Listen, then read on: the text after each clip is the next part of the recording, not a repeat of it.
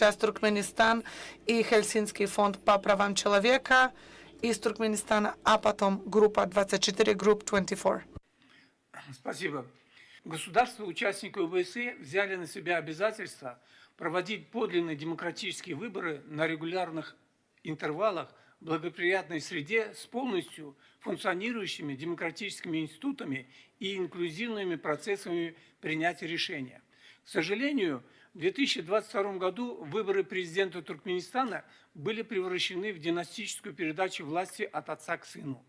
Выборы депутатов парламента в марте 2023 года также прошли на недемократической основе. Все кандидаты прошли фильтрацию на лояльность через соответствующие структуры власти. А это свидетельствует, что выборы проходили в строго контролируемой политической среде, характеризующей неуважение к основным свободам, которое является главным для демократических выборов.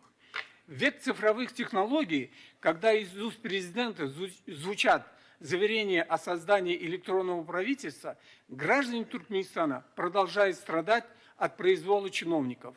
В зале присутствует омбудсмен Туркменистана. Система подачи жалоб омбудсмену Туркменистана оставляет желать лучшего.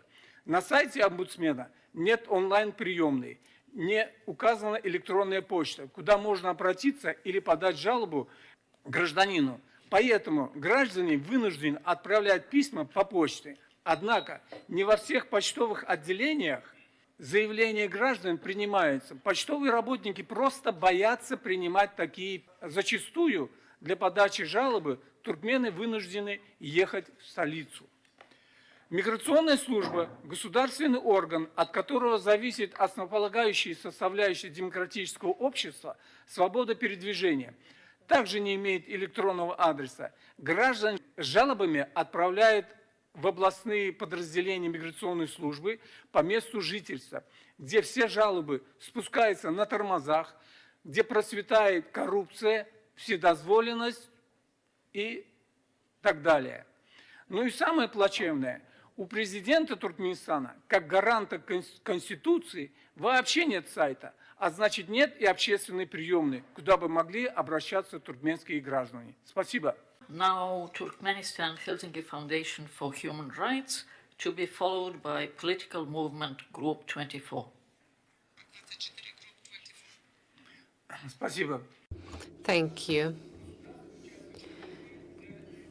OSCE participating states have their commitments to foster fair elections and free elections with fully functioning democratic institutions and inclusive process of decision-making. In 2022, the presidential election in Turkmenistan became the demonstration of passing on power from father to his son.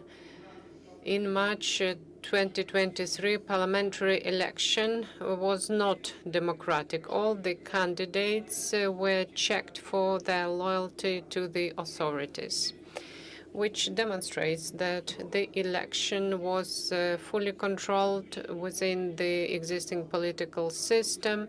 There was no respect for fair and free election. During the electronic elections approaches, when e-government is being devised, the citizens of Turkmenistan are suffering from officials' work. The ombudsman is present here today, and the work of ombudsperson in Turkmenistan should look better. We don't have an address of his email in order to complain. If a citizen wants to complain, the citizen is forced to use a postal manner of sending letters.